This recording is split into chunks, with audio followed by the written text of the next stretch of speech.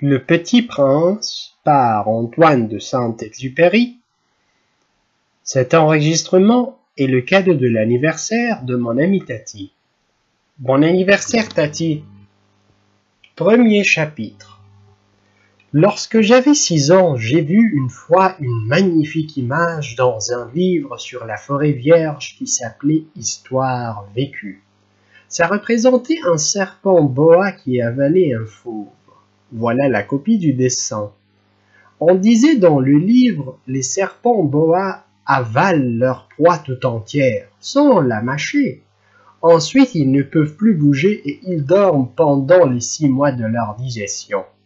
J'ai alors beaucoup réfléchi sur les aventures de la jungle et à mon tour, j'ai réussi avec un crayon de couleur à tracer mon premier dessin, mon dessin numéro 1. Il était comme ça. J'ai montré mon chef-d'œuvre aux grandes personnes et je leur ai demandé si mon dessin leur faisait peur. Elles m'ont répondu « Pourquoi un chapeau ferait-il peur ?» Mon dessin ne représentait pas un chapeau. Il représentait un serpent boa qui digérait un éléphant. J'ai alors dessiné l'intérieur des serpents boa, afin que les grandes personnes puissent comprendre. Elles ont toujours besoin d'explications. Mon dessin numéro 2 était comme ça. Les grandes personnes m'ont conseillé de laisser de côté les dessins de serpents boa ouverts ou fermés et de m'intéresser plutôt à la géographie, à l'histoire, au calcul et à la grammaire. C'est ainsi que j'ai abandonné à l'âge de 6 ans une magnifique carrière de peintre. J'avais été découragé par l'insuccès de mon dessin numéro 1 et de mon dessin numéro 2. Les grandes personnes ne comprennent jamais rien toutes seules et c'est fatigant pour les enfants de toujours et toujours leur donner des explications. J'ai donc dû choisir un autre métier et j'ai appris à piloter des avions. J'ai volé un peu partout dans le monde et la géographie, c'est exact, m'a beaucoup servi. Je savais reconnaître du premier coup d'œil la Chine de l'Arizona. C'est très utile si l'on est égaré pendant la nuit. J'ai ainsi eu, au cours de ma vie, des tas de contacts avec des tas de gens sérieux. J'ai beaucoup vécu chez les grandes personnes. Je les ai vus de très près. Ça n'a pas trop amélioré mon opinion. Quand j'en rencontrais une qui me paraissait un peu lucide, je faisais l'expérience sur elle. De mon dessin numéro 1 que j'ai toujours conservé. Je voulais savoir si elle était vraiment compréhensive. Mais toujours elle me répondait « c'est un chapeau ». Alors je ne lui parlais ni de serpent boa, ni de forêt vierge, ni d'étoiles. Je me mettais à sa portée. Je lui parlais de bridge, de golf, de politique et de cravate. Et la grande personne était bien contente de connaître un homme aussi raisonnable.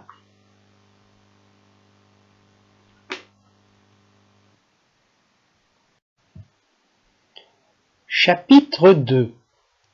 J'ai ainsi vécu seul, sans personne avec qui parler véritablement, jusqu'à une panne dans le désert du Sahara il y a 6 ans. Quelque chose s'était cassé dans mon moteur, et comme je n'avais avec moi ni mécanicien ni passager, je me préparais à essayer de réussir tout seul. Une réparation difficile. C'était pour moi une question de vie ou de mort. J'avais à peine de l'eau à boire pour 8 jours. Le premier soir, je me suis donc endormi sur le sable à 1000 milles de toute terre habitée. J'étais bien plus isolé qu'un naufragé sur un radeau au milieu de l'océan. Alors, vous imaginez ma surprise au lever du jour, quand une drôle de petite voix m'a réveillé. Elle disait « S'il vous plaît, dessine-moi un mouton. »« Hein? Dessine-moi un mouton !» J'ai sauté sur mes pieds comme si j'avais été frappé par la foudre. J'ai bien frotté mes yeux, j'ai bien regardé, et j'ai vu un petit bonhomme tout à fait extraordinaire qui me considérait gravement. Voilà le meilleur portrait que plus tard j'ai réussi à faire de lui. Mais mon dessin, bien sûr, est beaucoup moins ravissant que le modèle. Ce n'est pas ma faute, j'avais été découragé dans ma carrière de peintre par les grandes personnes à l'âge de 6 ans, et je n'avais rien appris à dessiner, sauf les bois fermés et les bois ouverts. Je regardais donc cette apparition avec des yeux tout ronds d'étonnement. N'oubliez pas que je me trouvais à 1000 milles de toute région habitée. Or mon petit bonhomme ne me semblait ni égaré, ni mort de fatigue, ni mort de faim, ni mort de soif, ni mort de peur. Il n'avait en rien l'apparence d'un enfant perdu au milieu du désert. À 1000 milles de toute région habitée, quand j'ai réussi enfin à parler, je lui dis « Mais qu'est-ce que tu fais là ?» Et il me répéta alors, tout doucement, comme une chose très sérieuse. « S'il vous plaît, dessine-moi un mouton. » Quand le mystère est trop impressionnant, on n'ose pas désobéir. Aussi absurde que cela me sembla à 1000 milles de tous les endroits habités et en danger de mort, je sortis de ma poche une feuille de papier et un stylographe. Mais je me rappelai alors que j'avais surtout étudié la géographie, l'histoire, le calcul et la grammaire, et je dis au petit bonhomme, avec un peu de mauvaise humeur, que je ne savais pas dessiner. Il me répondit « Ça ne fait rien, dessine-moi un mouton. » Comme je n'avais jamais dessiné un mouton, je refis pour lui l'un des deux seuls dessins dont j'étais capable, celui du boa fermé, et je fus stupéfait d'entendre le petit bonhomme me répondre « Non, non, je ne veux pas d'un éléphant dans un boa. Un boa, c'est très dangereux, et un éléphant, c'est très encombrant. Chez moi, c'est tout petit. J'ai besoin d'un mouton. Dessine-moi un mouton. » Alors j'ai dessiné. Il regarda attentivement, puis « Non, celui-là est déjà très malade. Fais-en un autre. » Je dessinai. Mon ami sourit gentiment, avec indulgence. « Tu vois bien, ce n'est pas un mouton, c'est un bélier. Il a des cornes. » Je refis donc encore mon dessin. Mais il fut refusé comme les précédents. « Celui-là est trop vieux. Je veux un mouton qui vive longtemps. » Alors, faute de patience, comme j'avais hâte de commencer le démontage de mon moteur, je griffonnai ce dessin-ci, et je lançai. Ça, c'est la caisse. Le mouton que tu veux est dedans. Mais je fus bien surpris de voir s'illuminer le visage de mon jeune juge. C'est tout à fait comme ça que je le voulais. Crois-tu qu'il faille beaucoup d'herbe à ce mouton? Pourquoi? Parce que chez moi c'est tout petit. Ça suffira sûrement. Je t'ai donné un tout petit mouton. Il pencha la tête vers le dessin. Pas si petit que ça, tiens, il s'est endormi. Et c'est ainsi que je fis la connaissance du petit prince. Voilà le meilleur portrait que plus tard j'ai réussi à faire de lui.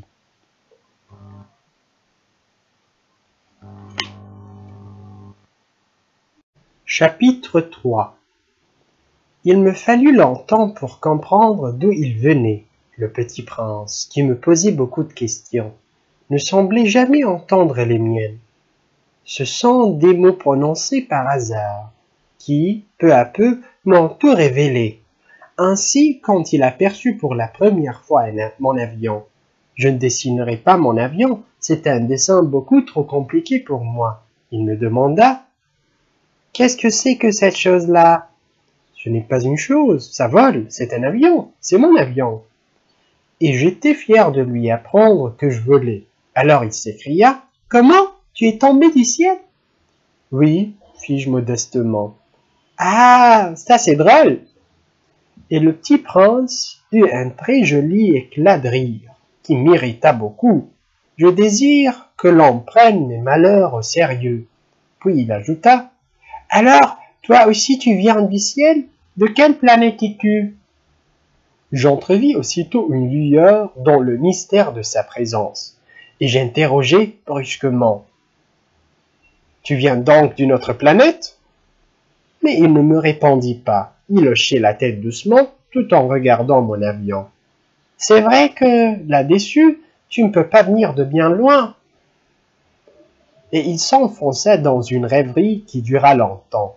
Puis sortant mon mouton de sa poche, il se plongea dans la contemplation de son trésor.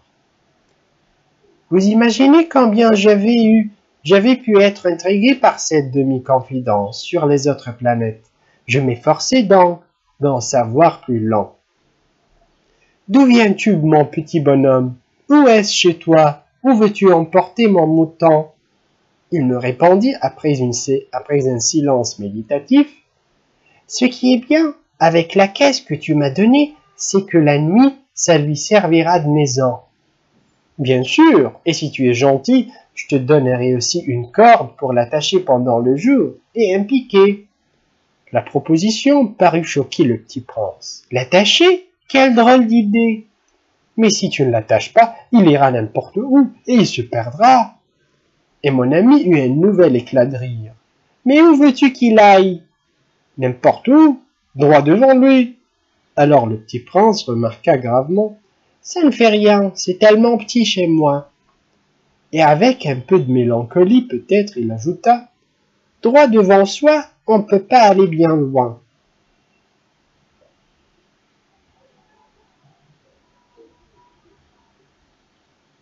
Chapitre 4. J'avais ainsi appris une seconde chose très importante, c'est que sa planète d'origine était à peine plus grande qu'une maison. Ça ne pouvait pas m'étonner beaucoup, je savais bien qu'en dehors des grosses planètes comme la Terre, Jupiter, Mars, Vénus, auxquelles on a donné des noms, il y en a des centaines d'autres qui sont quelquefois si petites qu'on a beaucoup de mal à les apercevoir au télescope. Quand un astronome découvre l'une d'elles, il lui donne pour nom un numéro. Il l'appelle par exemple l'astéroïde 3251. J'ai de sérieuses raisons de croire que la planète d'où venait le petit prince est l'astéroïde B612. Cet astéroïde n'a été aperçu qu'une fois au télescope, en 1909, par un astronome turc. Il avait fait alors une grande démonstration de sa découverte à un congrès international d'astronomie, mais personne ne l'avait cru à cause de son costume. Les grandes personnes sont comme ça. Heureusement pour la réputation de l'astéroïde B612, un dictateur turc imposa à son peuple, sous peine de mort, de s'habiller à l'européenne. L'astronome refit sa démonstration en 1920, dans un habit très élégant. Et cette fois-ci, tout le monde fut de son avis. Si je vous ai raconté ces détails sur l'astéroïde B612 et si je vous ai confié son numéro, c'est à cause des grandes personnes. Les grandes personnes aiment les chiffres. Quand vous leur parlez d'un nouvel ami, elles ne vous questionnent jamais sur l'essentiel. Elles ne vous disent jamais quel est le son de sa voix, quels sont les jeux qu'il préfère, est-ce qu'il collectionne les papillons. Elle vous demande quel âge a-t-il, combien a-t-il de frères, combien pèse-t-il, combien gagne son père. Alors seulement elle croit le connaître. Si vous dites aux grandes personnes, j'ai vu une belle maison en briques roses avec des géraniums aux fenêtres et des colombes sur le toit, elles ne parviennent pas à s'imaginer cette maison. Il faut leur dire, j'ai vu une maison de 100 000 francs. Alors elles s'écrient, comme c'est joli! Ainsi, si vous leur dites la preuve que le petit prince a existé, c'est qu'il était ravissant, qu'il riait et qu'il voulait un mouton. Quand on veut un mouton, c'est la preuve qu'on existe. Elles hausseront les épaules et vous traiteront d'enfant. Mais si vous leur dites la planète d'où il venait est l'astéroïde B612, alors elles seront convaincues et elles vous laisseront tranquille avec leurs questions. Elles sont comme ça. Il ne faut pas leur en vouloir. Les enfants doivent être très indulgents envers les grandes personnes. Mais bien sûr, nous qui comprenons la vie, nous nous moquons bien des numéros. J'aurais aimé commencer cette histoire à la façon des contes de fées. J'aurais aimé dire « Il était une fois un petit prince qui habitait une planète à peine plus grande que lui et qui avait besoin d'un ami. » Pour ceux qui comprennent la vie, ça aurait eu l'air beaucoup plus vrai. Car je n'aime pas qu'on lise mon livre à la légère. J'éprouve tant de chagrin à raconter ces souvenirs. Il y a 6 ans déjà que mon ami s'en est allé avec son mouton. Si j'essaie ici de le décrire, c'est afin de ne pas l'oublier. C'est triste d'oublier un ami. Tout le monde n'a pas eu un ami, et je puis devenir comme les grandes personnes qui ne s'intéressent plus qu'aux chiffres. C'est donc pour ça encore que j'ai acheté une boîte de couleurs quand on n'a jamais fait d'autre temps de boîtes de couleurs et de crayons. C'est dur de se remettre au dessin à mon âge, quand on n'a jamais fait d'autres tentatives que celle d'un bois fermé et celle d'un bois ouvert.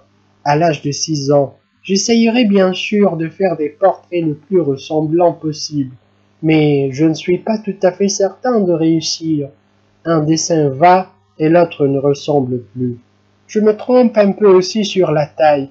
Ici le petit prince est trop grand, là il est trop petit. J'hésite aussi sur la couleur de son costume.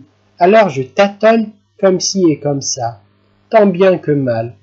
Je me tromperai enfin sur certains détails plus importants, mais ça il faudra me le pardonner. Mon ami ne donnait jamais d'explication. Il me croyait peut-être semblable à lui. Mais moi, malheureusement, je ne sais pas voir les moutons à travers les caisses. Je suis peut-être un peu comme des grandes personnes. J'ai dû vieillir. Chapitre 5. Chaque jour, j'apprenais quelque chose sur la planète, sur le départ, sur le voyage. Ça venait tout doucement, au hasard des réflexions. C'est ainsi que le 3e jour, je connais le drame des baobabs.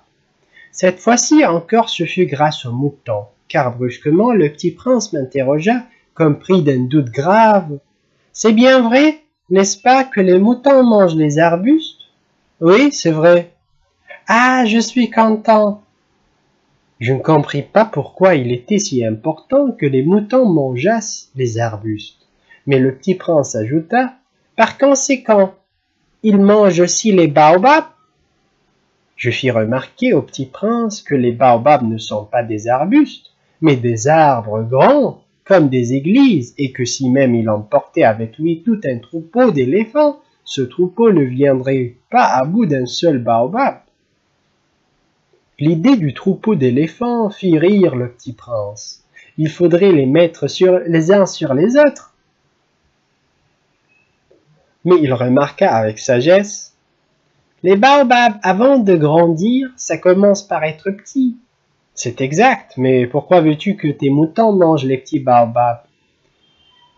Il me répondit, ben voyons, comme s'il s'agissait là d'une évidence, et il me fallut un grand effort d'intelligence pour comprendre à moi seul ce problème. Et en effet, sur la planète du petit prince, il y avait, comme sur toutes les planètes, de bonnes herbes et de mauvaises herbes. Par conséquent, de bonnes graines et de bonnes herbes, et de mauvaises graines, de mauvaises herbes. Mais les graines sont invisibles. Elles dorment dans le secret de la terre jusqu'à ce qu'il prenne fantaisie à l'une d'elles de se réveiller. Alors elles s'étirent et poussent d'abord timidement vers le soleil une ravissante petite brindille inoffensive. S'il s'agit d'une brindille de radis ou de rosier, on peut la laisser pousser comme elle veut, mais s'il s'agit d'une mauvaise plante, il faut arracher la plante aussitôt, dès qu'on a su la reconnaître.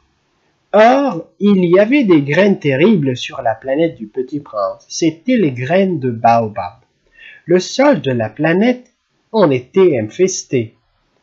Or, un baobab, si l'on s'y prend trop tard, on ne peut jamais plus s'en débarrasser. Il encombre toute la planète. Il la perfore de ses racines, et si la planète est trop petite, et si les baobabs sont trop nombreux, ils la font éclater.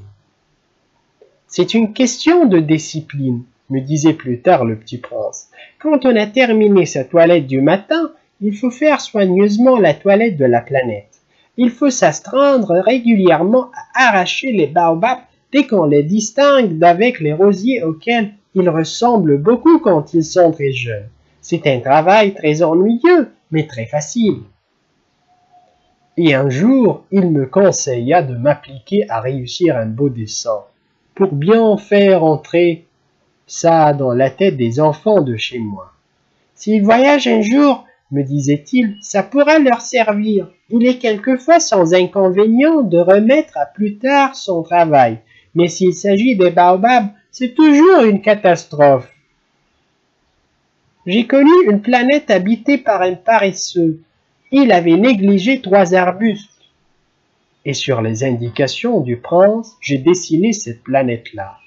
Je n'aime guère prendre le ton d'un moraliste, mais le danger des baobabs est si peu connu et les risques courus par celui qui s'égarerait dans un astéroïde sont si considérables que pour une fois, je fais exception à ma réserve. Je dis, enfin, faites attention au baobab. C'est pour avertir mes amis d'un danger qu'ils frôlaient depuis longtemps. Comme moi-même, sans le connaître, que j'ai tant travaillé ce dessin-là. La leçon que je donnais en valait la peine. Vous vous demanderez peut-être pourquoi n'y a-t-il pas dans ce livre d'autres dessins aussi grandioses que le dessin des baobabs? La réponse est bien simple. J'ai essayé, mais je n'ai pas pu réussir. Quand j'ai dessiné des baobabs, j'ai été animé par le sentiment de l'urgence.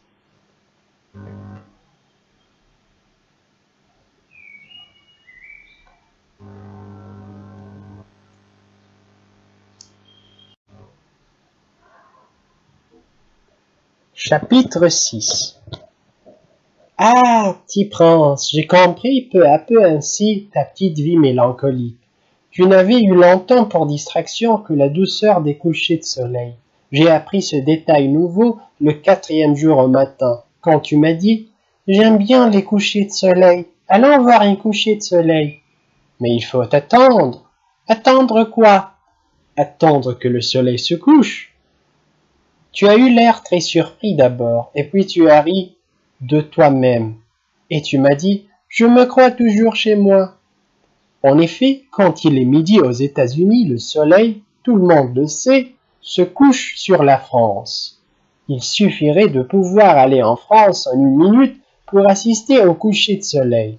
Malheureusement, la France est bien trop éloignée, mais sur ta si petite planète, il te suffisait de tirer ta chaise de quelque part, et tu regardais le crépuscule chaque fois que tu le désirais.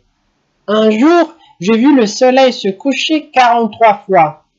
Et un peu plus tard, tu ajoutais, tu sais, quand on est tellement triste, on aime les couchers de soleil. Le jour des 43 fois, tu étais donc tellement triste? Mais le petit prince ne répondit pas. Chapitre 7. Le 5e jour, toujours grâce au mouton, ce secret de la vie du petit prince me fut révélé. Il me demanda avec brusquerie, sans préambule, comme le fruit d'un problème longtemps médité en silence. Un mouton, s'il mange les arbustes, il mange aussi les fleurs? Un mouton mange tout ce qu'il rencontre. Même les fleurs qui ont des épines? Oui, même les fleurs qui ont des épines. Alors les épines, à quoi servent-elles? Je ne le savais pas. J'étais alors très occupé à essayer de déviser un boulon trop serré de mon moteur. J'étais très soucieux car ma panne commençait de m'apparaître comme très grave, et l'eau à boire qui s'épuisait me faisait craindre le pire. Les épines, à quoi servent-elles? Le petit prince ne renonçait jamais à une question. Une fois qu'il l'avait posée, j'ai été irrité par mon boulon et je répondis n'importe quoi. Les épines, ça ne sert à rien. C'est de la pure méchanceté de la part des fleurs. Oh!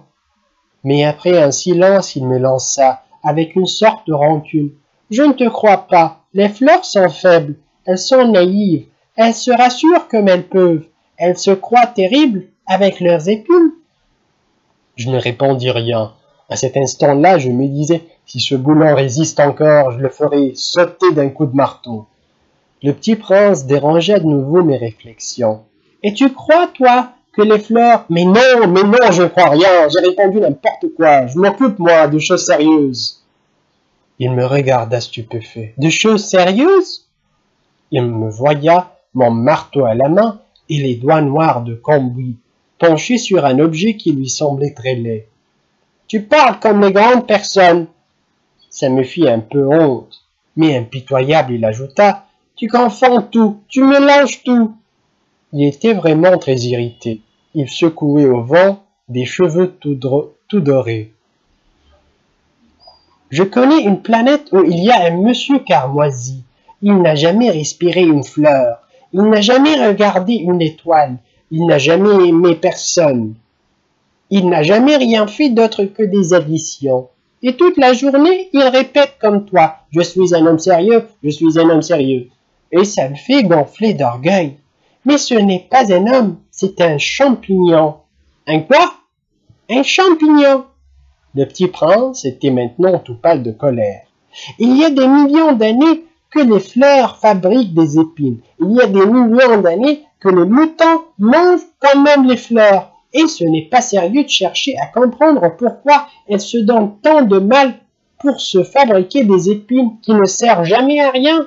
Ce n'est pas important, la guerre des moutons et des fleurs. Ce n'est pas plus sérieux et plus important que les éditions d'un gros monsieur rouge.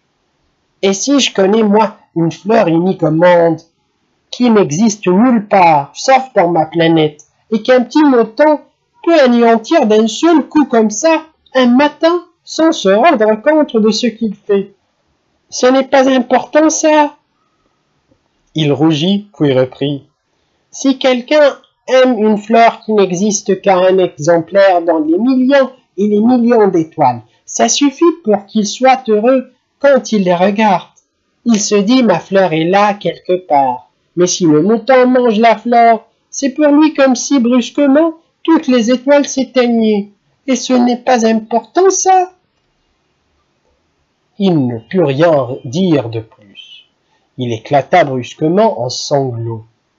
La nuit était tombée. J'avais lâché mes outils. Je me moquais bien de mon marteau, de mon boulon, de la soif et de la mort. Il y avait sur une étoile une planète, la mienne, la terre. Un petit prince à consoler. Je le pris dans les bras, je le berçai. Je lui disais, la fleur que tu aimes n'est pas en danger. Je lui dessinerai une muselière. À ton mouton, je dessinerai une armure pour ta fleur. Je ne savais pas trop quoi dire. Je me sentais très maladroit. Je ne savais comment l'atteindre. Où le rejoindre? C'est tellement mystérieux, le pays des larmes.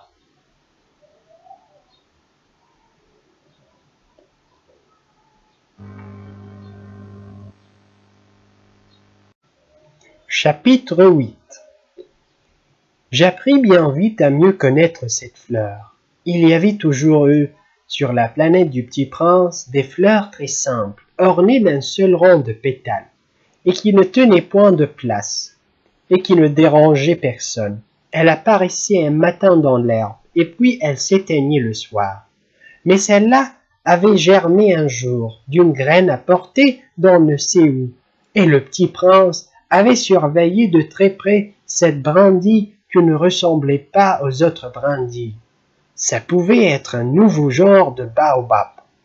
Mais l'arbuste cessa vite de croître et commença de préparer une fleur.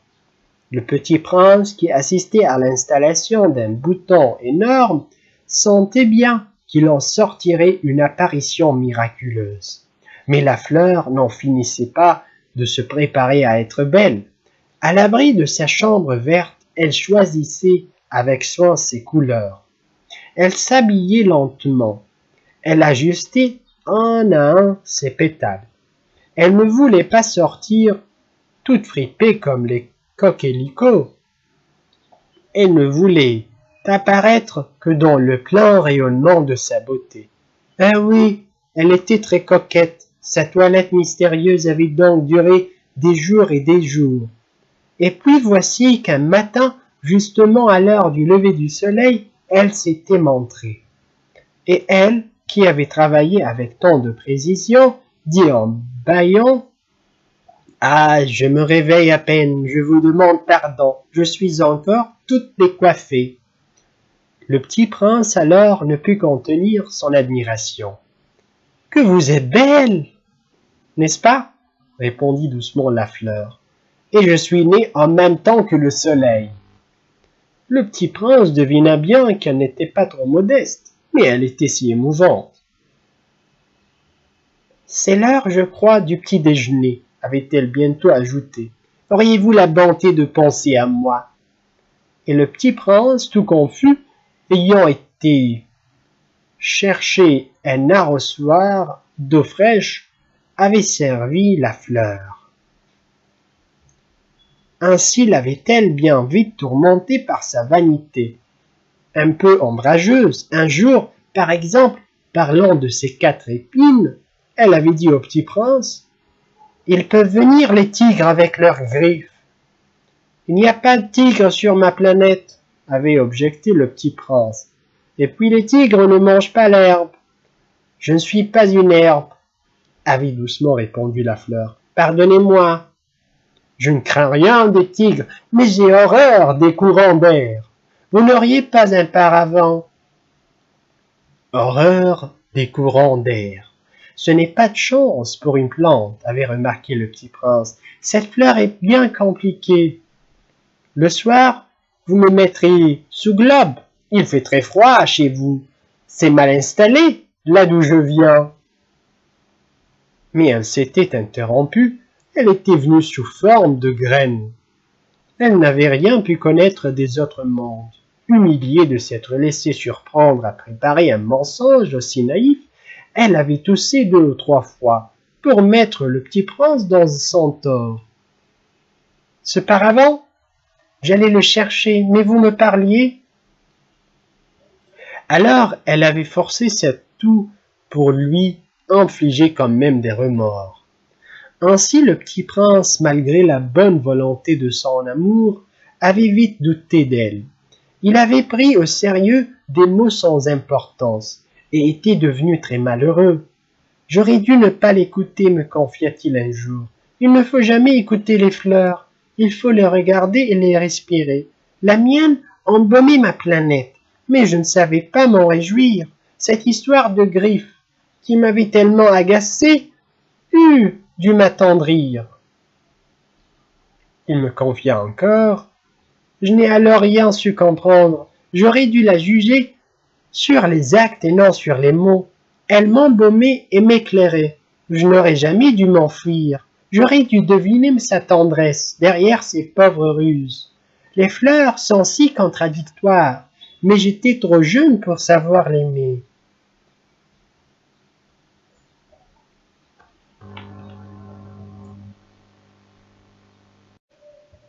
Chapitre 9. Je crois qu'il profita pour son évasion d'une migration d'oiseaux sauvages. Au matin du départ, il mit sa planète bien en ordre. Il ramena soigneusement ses volcans en activité. Il possédait 2 volcans en activité. Et c'était bien commode pour faire chauffer le petit déjeuner du matin. Il possédait aussi un volcan éteint. Mais comme il disait, on ne sait jamais. Il ramena donc également le volcan éteint. S'ils sont bien ramenés, les volcans brûlent doucement et régulièrement, sans éruption. Les éruptions volcaniques sont comme des feux de cheminée. Évidemment, sur notre Terre, nous sommes beaucoup trop petits pour ramener nos volcans. C'est pourquoi ils nous causent des tas d'ennuis. Le petit prince arracha aussi, avec un peu de mélancolie, les dernières pousses de baobab. Il croyait ne jamais devoir revenir, mais tous ces travaux familiers qui parurent ce matin-là extrêmement doux, et quand il arrosa une dernière fois la fleur et se prépara à la mettre à l'abri sous son globe, il se découvrit l'envie de pleurer. « Adieu, » dit-il à la fleur, mais elle ne lui répondit pas. « Adieu » répéta-t-il. La fleur toussa, mais ce n'était pas à cause de son rhume. « J'ai été sotte, » lui dit-elle enfin. « Je te demande pardon. Tâche d'être heureux. » Il fut surpris par l'absence de reproche. Il restait là tout déconcerté, le globe en l'air. Il ne comprenait pas cette douceur calme. « Mais oui, je t'aime, » lui dit la fleur. « Tu n'en as rien su.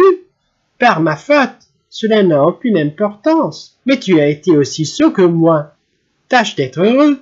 Laisse ce globe tranquille. Je n'en veux plus. Mais le vent, je ne suis pas si enrhumé que ça. L'air frais de la nuit me fera du bien. Je suis une fleur. Mais les bêtes, il faut bien que je supporte 2 ou 3 chenilles si je veux connaître les papillons. Il paraît que c'est tellement beau. Sinon, qui me rendra visite. Tu seras loin, toi, quant aux grosses bêtes, je ne crains rien. J'ai mes griffes. Et elle montrait naïvement ses 4 épines. Puis elle ajouta, ne traîne pas comme ça, c'est agaçant. Tu as décidé de partir, va-t'en. Car elle ne voulait pas qu'il la vît pleurer. C'était une fleur tellement orgueilleuse. Chapitre 10. Il se trouvait dans la région des astéroïdes 325, 326, 327, 328, 29 et 30. Il commença donc par les visiter pour y chercher une occupation et pour s'instruire. La première était habitée par un roi. Le roi siégeait, habillé de pourpre et d'hermine, sur un trône très simple et cependant majestueux. « Ah, voilà un sujet !» s'écria le roi quand il aperçut le petit prince. Et le petit prince se demanda « Comment peut-il me reconnaître puisqu'il ne m'a encore jamais vu ?» Il ne savait pas que, pour les rois, le monde est très simple, très simplifié. Tous les hommes sont des sujets. « Approche-toi, que je te vois mieux !» lui dit le roi, qui était tout fier d'être roi pour quelqu'un. Le petit prince chercha des yeux où s'asseoir, mais la planète était tout encombrée par le magnifique manteau d'hermine. Il resta donc debout, et comme il était fatigué, il bâilla. « Il est contraire à l'étiquette de bâillir en présence d'un roi, » lui dit le monarque. « Je te l'interdis. »« Je peux pas m'en empêcher, » répondit le petit prince tout confus. « J'ai fait un long voyage et je n'ai pas dormi. »« Alors, » lui dit le roi, « je t'ordonne de bâiller.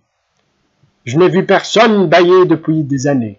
Les bâillements sont pour moi des curiosités. Allons, bâille encore, c'est un ordre. »« Ça m'intimide, je ne peux plus, » fit le petit prince tout rougissant. « répondit le roi. « Alors je t'ordonne tantôt de bâiller et tantôt de... » Il bredouillait un peu et paraissait vexé. Car le roi tenait essentiellement à ce que son autorité fût respectée. Il ne tolérait pas la désobéissance. C'était un monarque absolu. Mais comme il était très bon, il donnait des ordres raisonnables. Si j'ordonnais, disait-il couramment, si j'ordonnais à un général de se changer en oiseau de mer, et si le général n'obéissait pas, ce ne serait pas la faute du général, ce serait ma faute. Puis-je m'asseoir? S'enquit timidement le petit prince. Je t'ordonne de t'asseoir, lui répondit le roi, qui ramena majestueusement un pan de son manteau d'hermine. Mais le petit prince s'étonnait. La planète était minuscule. Sur quoi le roi pouvait-il bien régner? Sire, lui dit-il, je vous demande pardon de vous interroger. Je t'ordonne de m'interroger, se hâta de dire le roi. Sire, sur quoi régnez-vous? Sur tout, répondit le roi avec une grande simplicité. Sur tout? Le roi d'un geste discret désigna sa planète, les autres planètes et les étoiles. Sur tout ça? Dit le petit prince. Sur tout ça, répondit le roi. Car non seulement c'était un monarque absolu, mais c'était un monarque universel. Et les étoiles vous obéissent? Bien sûr, lui dit le roi. Elles obéissent aussitôt. Je ne tolère pas l'indiscipline. Un tel pouvoir émerveilla le petit prince. S'il l'avait détenu lui-même, il aurait pu assister non pas à 44, mais à 72, ou même à 100, ou même à 200 couchers de soleil dans la même journée, sans avoir jamais à tirer sa chaise. Et comme il se sentait un peu triste à cause du souvenir de sa petite planète abandonnée, il s'enhardit à solliciter une grâce du roi. « Je voudrais voir un coucher de soleil. Faites-moi plaisir. Ordonnez au soleil de se coucher. » Si j'ordonnais à un général de voler d'une fleur à l'autre à la façon d'un papillon, ou d'écrire une tragédie, ou de se changer en oiseau de mer, et si le général n'exécutait pas l'ordre reçu, qui, de lui ou de moi, serait dans son tort? Ce serait vous, dit fermement le petit prince. Exact. Il faut exiger de chacun ce que chacun peut donner. reprit le roi. L'autorité repose d'abord sur la raison. Si tu ordonnes à ton peuple d'aller se jeter à la mer, il fera la révolution. J'ai le droit d'exiger l'obéissance parce que mes ordres sont raisonnables. Alors mon coucher de soleil, rappela le petit prince qui jamais n'oubliait une question une fois qu'il l'avait posée. Ton coucher de soleil, tu l'auras. Je l'exigerai, mais j'attendrai dans ma science du gouvernement que les conditions soient favorables. Quand ça sera-t-il? S'informa le petit prince. Lui répondit le roi. Il consulta d'abord un gros calendrier. Ce sera ce sera ce soir, vers 7h40, et tu verras comme je suis bien obéi. Le petit prince bâilla. Il regrettait son coucher de soleil manqué, et puis il s'ennuyait déjà un peu. Je n'ai plus rien à faire ici, dit-il au roi. Je vais repartir. Ne pars pas, répondit le roi, qui était si fier d'avoir un sujet. Ne pars pas, je te fais ministre. Ministre de quoi? De la justice. Mais il n'y a personne à juger. On ne sait pas, lui dit le roi. Je n'ai pas fait encore le tour de mon royaume. Je suis très vieux. Je n'ai pas de place pour un carrosse et ça me fatigue de marcher. Ah, mais j'ai déjà vu, dit le petit prince qui se pencha pour jeter encore un coup d'œil sur l'autre côté de la planète. Il n'y a personne là-bas, non plus. Tu te jugeras donc toi-même, répondit le roi. C'est le plus difficile. Il est bien plus difficile de se juger soi-même que de juger autrui. Si tu réussis à bien te juger, c'est que tu es un véritable sage. Moi, dit le petit prince, je puis me juger moi-même n'importe où. Je n'ai pas besoin d'habiter ici. Dit le roi. Je crois bien que sur ma planète, il y a quelque part un vieux rat. Je l'entends la nuit. Tu pourras juger ce vieux rat. Tu le condamneras à mort de temps en temps. Ainsi sa vie dépendra de ta justice. Mais tu le gracieras chaque fois pour l'économiser. Il n'y en a qu'un. Moi, répondit le petit prince, je n'aime pas condamner à mort, et je crois bien que je m'en vais. Non, dit le roi. Mais le petit prince, ayant achevé ses préparatifs, ne voulut point peiner le vieux monarque. Si votre majesté désirait être obéie ponctuellement, elle pourrait me donner un ordre raisonnable. Elle pourrait m'ordonner, par exemple, de partir avant une minute. Il me semble que les conditions sont favorables. Le roi n'ayant rien répondu, le petit prince hésita d'abord, puis, avec un soupir, prit le départ. « Je te fais mon ambassadeur !» se hâta alors de crier le roi. Il avait un grand air d'autorité.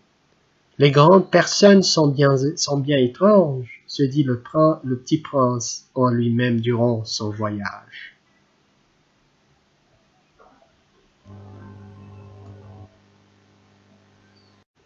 Chapitre 11. La seconde planète était habitée par un vaniteux. « Ah, voilà la visite d'un admirateur !» s'écria de loin le vaniteux dès qu'il aperçut le petit prince. Car, pour les vaniteux, les autres hommes sont des admirateurs. « Bonjour, dit le petit prince, vous avez un drôle de chapeau. »« C'est pour saluer, lui répondit le vaniteux. C'est pour saluer quand on m'acclame. Malheureusement, il ne passe jamais personne par ici. »« Ah oui ?» dit le petit prince qui ne comprit pas. « Frappez-moi l'une contre l'autre, conseilla donc le vaniteux. Le petit prince frappa ses mains l'une contre l'autre, le vaniteux salua modestement en soulevant son chapeau. « Ça c'est plus amusant que la visite au roi, » se dit en lui-même le petit prince, et il recommença de frapper ses mains l'une contre l'autre. Le vaniteux recommença de saluer en soulevant son chapeau. Après 5 minutes d'exercice, le petit prince se fatigua de la monotonie du jeu. « Et pour que le chapeau tombe, demanda-t-il, que faut-il faire ?» Mais le vaniteux ne l'entendit pas. Les vaniteux n'entendent jamais que les louanges. « Est-ce que tu m'admires vraiment beaucoup ?» demanda-t-il au petit prince. Qu'est-ce que signifie admirer? Admirer signifie reconnaître que je suis l'homme le plus beau, le mieux habillé, le plus riche et le plus intelligent de la planète. Mais tu es seul sur ta planète. Fais-moi ce plaisir, admire-moi quand même. Je t'admire, dit le petit prince en haussant un peu les épaules. Mais en quoi cela peut-il bien t'intéresser? Et le petit prince s'en fut. Les grandes personnes sont décidément bien bizarres, se dit-il simplement en lui-même durant son voyage. Chapitre 12. La planète suivante était habitée par un buveur. Cette visite fut très courte, mais elle plongea le petit prince dans une grande mélancolie. Que fais-tu là? Dit-il au buveur, qu'il trouva installé en silence devant une collection de bouteilles vides et une collection de bouteilles pleines. Je bois, répondit le buveur d'un air lugubre. Pourquoi bois-tu? Lui demanda le petit prince. Pour oublier, répondit le buveur. Pour oublier quoi? S'enquit le petit prince qui déjà le plaignait. Pour oublier que j'ai honte, avoua le buveur en baissant la tête. Honte quoi? S'informa le petit prince qui désirait le secourir. Honte de boire, acheva le buveur qui s'enferma définitivement dans le silence. Et le petit prince s'en fut perplexe. Les grandes personnes sont décidément très bizarres, se disait-il en lui-même durant le voyage. Chapitre 13. La quatrième planète était celle du businessman. Cet homme était si occupé qu'il ne leva même pas la tête à l'arrivée du petit prince. « Bonjour, lui dit celui-ci, votre cigarette est éteinte. »« 3 et 2 font 5, 5 et 7, 12, 12 et 3, 15. Bonjour, 15 et 7, 22, 22 et 6, 28.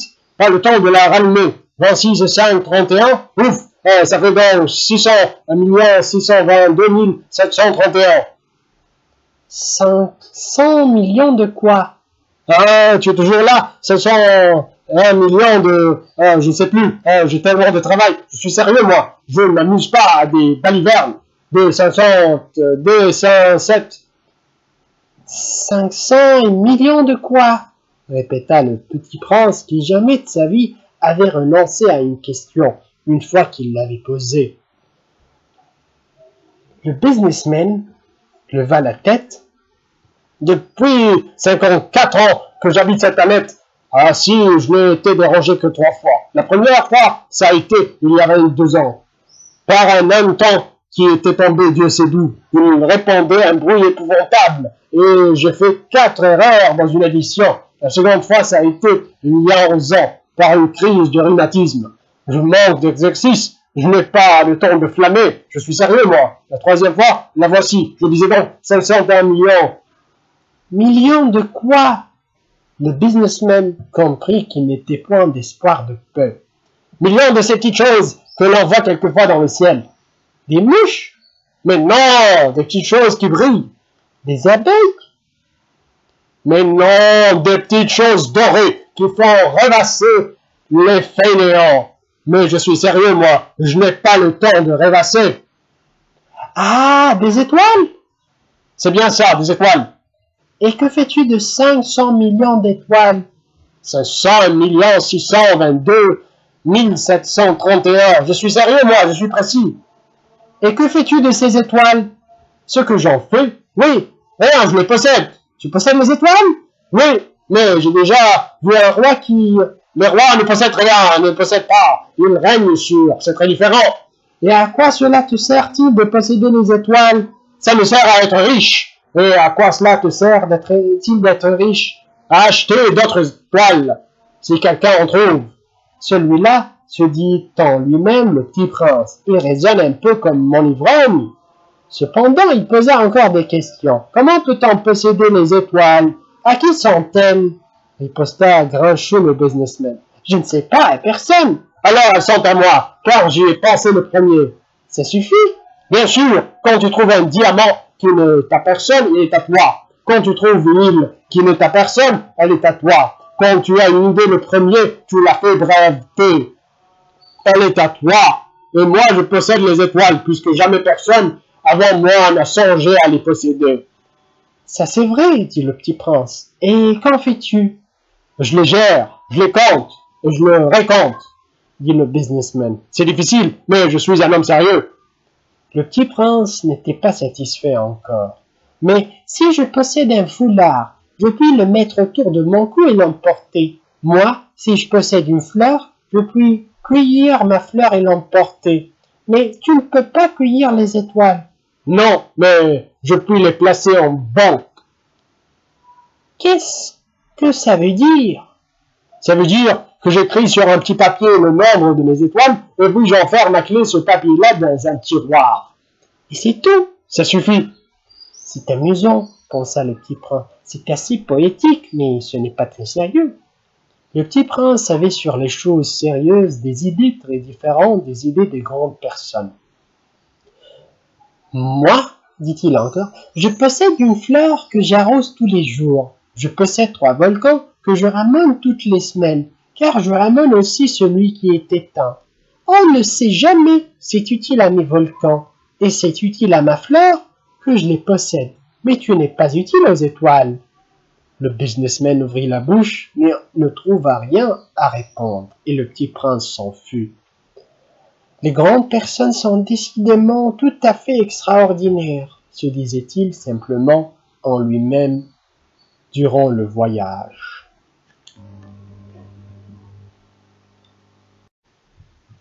Chapitre 14. La 5e planète était très curieuse.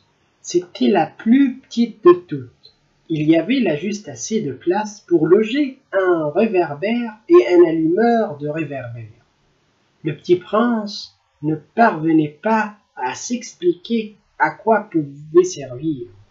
Quelque part dans le ciel, sur une planète sans maison, ni population, ni un réverbère et un allumeur de réverbère. Cependant, il se dit en lui-même, « Peut-être bien que cet homme est absurde, cependant il est moins absurde que le roi, que le vaniteux, que le businessman et que le buveur. Au moins son travail a-t-il un sens? Quand il allume son réverbère, c'est comme s'il faisait naître une étoile de plus, ou une fleur. Quand il éteint son réverbère, ça endort la fleur ou l'étoile. C'est une occupation très jolie, c'est véritablement utile puisque c'est joli. » Lorsqu'il aborda la planète, il salua respectueusement l'allumeur. « Bonjour, pourquoi viens-tu d'éteindre ton réverbère? »« C'est la consigne, » répondit l'allumeur. « Bonjour. »« Qu'est-ce que la consigne? »« C'est d'éteindre mon réverbère. Bonsoir. » Et il le ralluma. « Mais pourquoi viens-tu de le rallumer? »« C'est la consigne, » répondit l'allumeur. « Je ne comprends pas, » dit le petit prince. « Il n'y a rien à comprendre, » dit l'allumeur. « La consigne, c'est la consigne. Bonjour. » Et il éteignit son réverbère. Puis il s'épongea le front avec un mouchoir à carreaux rouges. « Je fais là un métier terrible. C'était raisonnable autrefois. J'éteignais le matin et j'allumais le soir. J'avais le reste du jour pour me reposer et le reste de la nuit pour dormir. » Et depuis cette époque, la consigne a changé? La consigne n'a pas changé, dit l'allumeur. C'est bien là le drame. La planète, d'année en année, a tourné de plus en plus vite. Et la consigne n'a pas changé. Alors, dit le petit prince, alors maintenant, qu'elle fait un tour par minute, je n'ai plus une seconde de repos. J'allume et j'éteins une fois par minute. Ça c'est drôle. Les jours chez toi durent une minute? Ce n'est pas drôle du tout, dit l'allumeur. Ça fait déjà un mois que nous parlons ensemble. Un mois? Oui, 30 minutes, 30 jours, bonsoir. Et il ralluma son réverbère. Le petit prince le regarda et il aima cet allumeur qui était tellement fidèle à la consigne. Il se souvint des couchers de soleil que lui-même allait autrefois chercher. En tirant sa chaise, il voulut aider son ami. « Tu sais, je connais un moyen de te reposer quand tu voudras. »« Je veux toujours, dit l'allumeur. car on peut être à la fois fidèle et paresseux. Le petit prince poursuivit. Ta planète est tellement petite que tu en fais le tour en 3 enjambées. Tu n'as qu'à marcher assez lentement pour rester toujours au soleil. Quand tu voudras te reposer, tu marcheras, et le jour durera aussi longtemps que tu voudras. Ça ne m'avance pas à grand-chose, dit l'allumeur. Ce que j'aime dans la vie, c'est dormir. Ce n'est pas de chance, dit le petit prince. Ce n'est pas de chance, dit l'allumeur. Bonjour. Et il éteignit son réverbère. Celui-là, se dit le petit prince, tandis qu'il poursuivait plus loin son voyage, celui-là serait méprisé par tous les autres, par le roi, par le vaniteux, par le buveur, par le businessman. Cependant, c'est le seul qui ne me paraisse pas ridicule. C'est peut-être parce qu'il s'occupe d'autre chose que de soi-même. Il eut un soupir de regret et se dit encore, « Celui-là est le seul dont j'eusse pu faire mon ami, mais sa planète est vraiment trop petite. Il n'y a pas de place pour 2. » Ce que le petit prince n'osait pas s'avouer, c'est qu'il regrettait cette planète bénie à cause, surtout des 1440 couchers de soleil par 24 heures.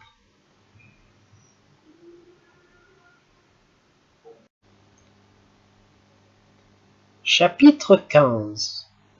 La 6e planète était une planète 10 fois plus vaste.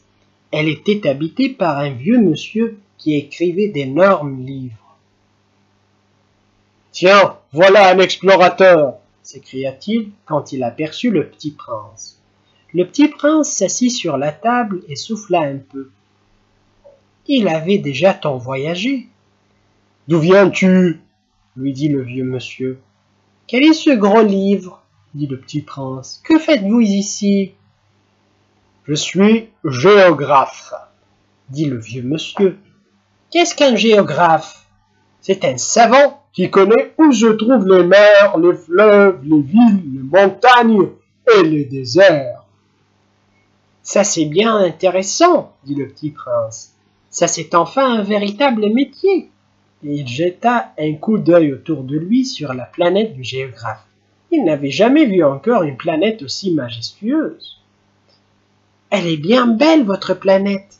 Est-ce qu'il y a des océans ?»« Je ne puis pas le savoir, dit le géographe. »« Ah, le petit prince était déçu. Et des montagnes ? » ?»« Je ne puis pas le savoir, dit le géographe. »« Et des villes et des fleuves et des déserts ? » ?»« Je ne puis pas le savoir non plus, dit le géographe. »« Mais vous êtes géographe ?» ?»« C'est exact, dit le géographe.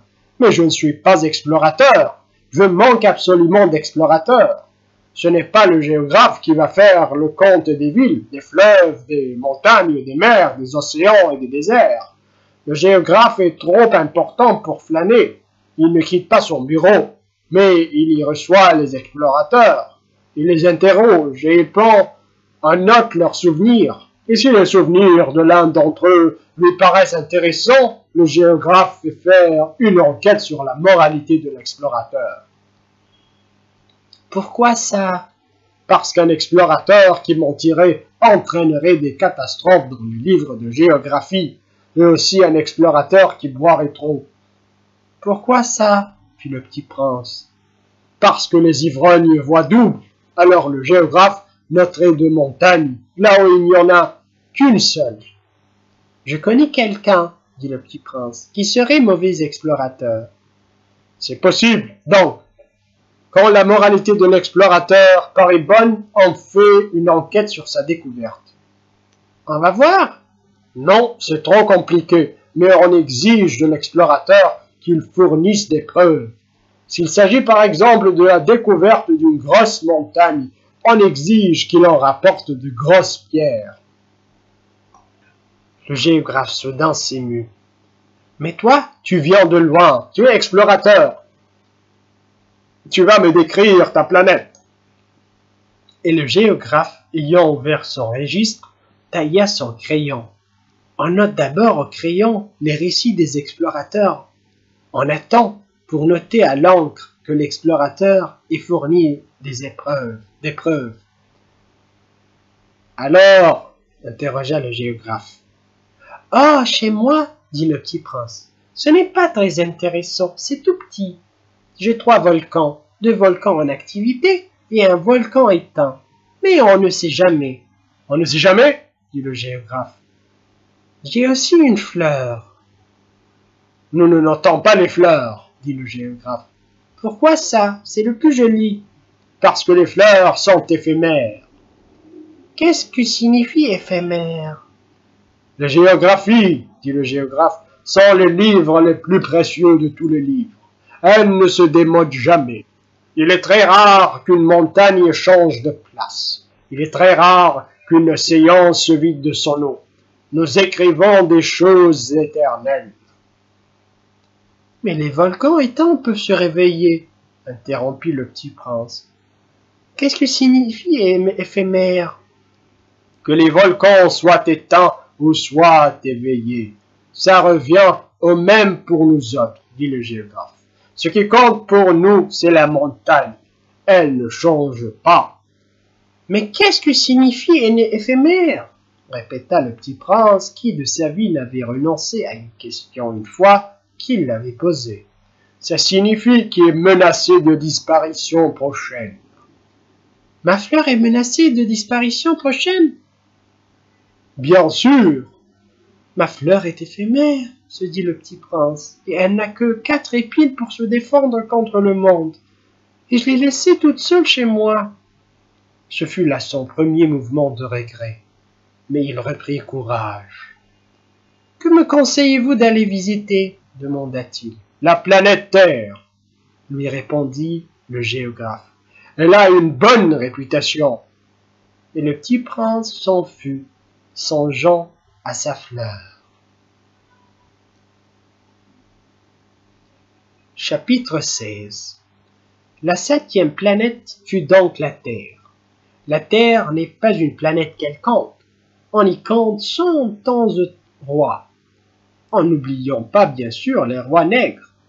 7000 géographes, 900 000 businessmen, 7 millions et demi d'ivrognes, 311 millions de vaniteux, c'est-à-dire environ 2 milliards de grandes personnes. Pour vous donner une idée des dimensions de la Terre, je vous dirai qu'avant l'invention de l'électricité, on y devait entretenir, sur l'ensemble des 6 continents, une véritable armée de 462 500 allumeurs de réverbères. Vu d'un peu loin, ça faisait un effet splendide. Les mouvements de cette armée étaient réglés comme ceux d'un ballet d'opéra. D'abord venait le tour des allumeurs de réverbères de Nouvelle-Zélande et d'Australie. Puis ceux-ci, ayant allumé leurs lampions, s'en allaient dormir. Alors, entraient à leur tour dans la danse les allumeurs de réverbères de Chine et de Sibérie. Puis, eux aussi s'escamotaient dans les coulisses. Alors, venait le tour des allumeurs de réverbères de Russie et des Indes, puis de ceux d'Afrique et d'Europe, puis de ceux d'Amérique du Sud, puis de ceux d'Amérique du Nord, et jamais ils ne se trompaient dans leur ordre d'entrée en scène. C'était grandiose. Seul l'allumeur de l'unique réverbère du pôle Nord et son confrère de l'unique réverbère du pôle Sud menaient des vies d'oisiveté et de nonchalance. Ils travaillaient 2 fois par an.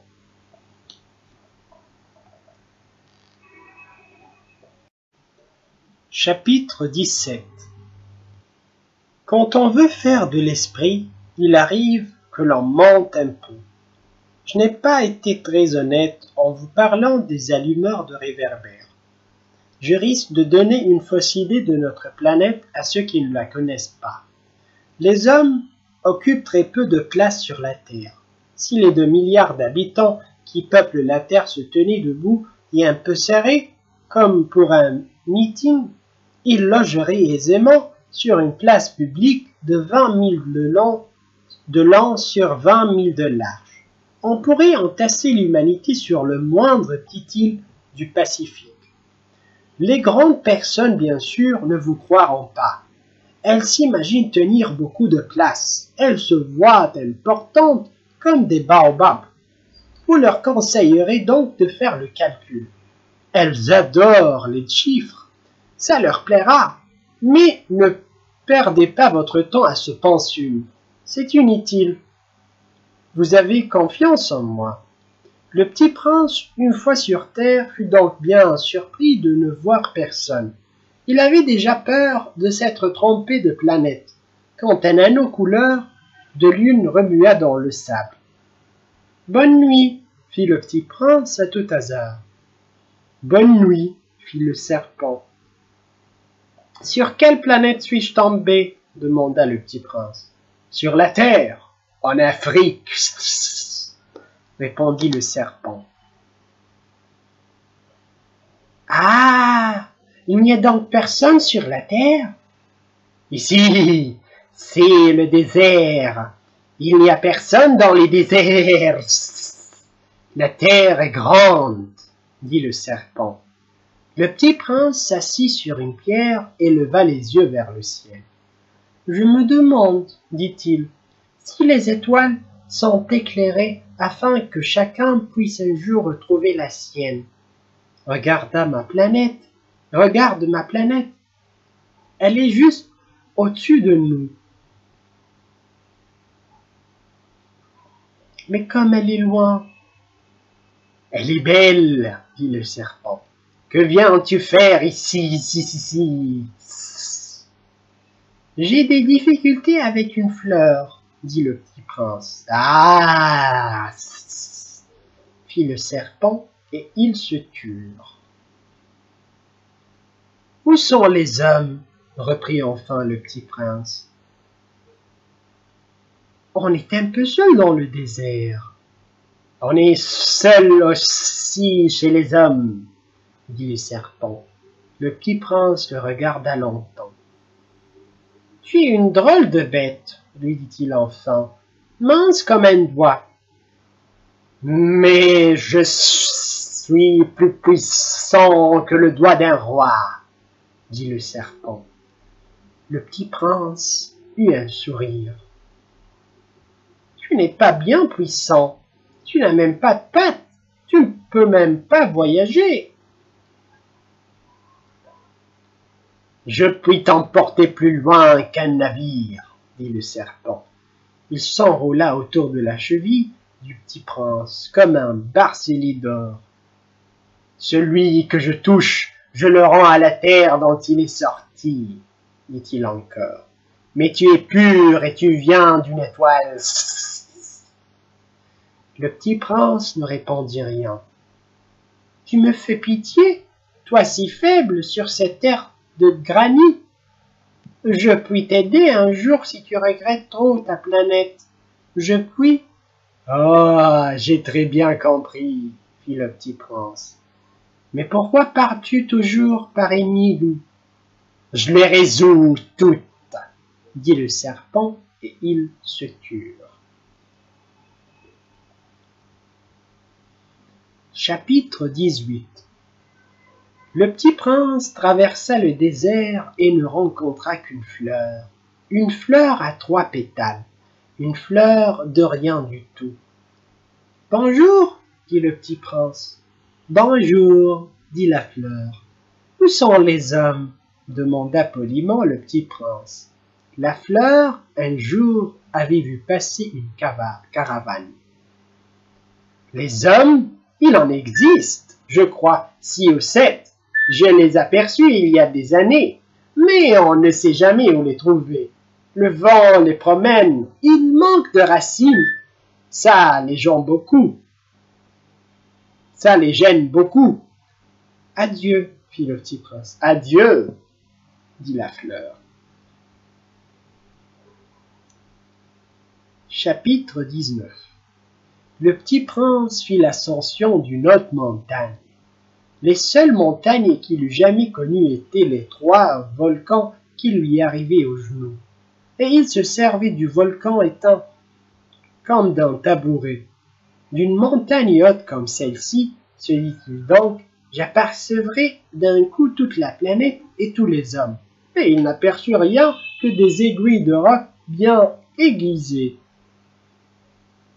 « Bonjour ! dit-il tout à hasard. Bonjour, bonjour, bonjour, répondit l'écho. Qui êtes-vous? Dit le petit prince. Qui êtes-vous? Qui êtes-vous? Qui êtes-vous? Répondit l'écho. Soyez mes amis, je suis seul, seul, répondit l'écho. Quelle drôle de planète, pensa-t-il alors. Elle est toute sèche, et toute pointue, et toute salée, et les hommes manquent d'imagination. Ils répètent ce qu'on leur dit. Chez moi, j'avais une fleur, elle parlait toujours la première.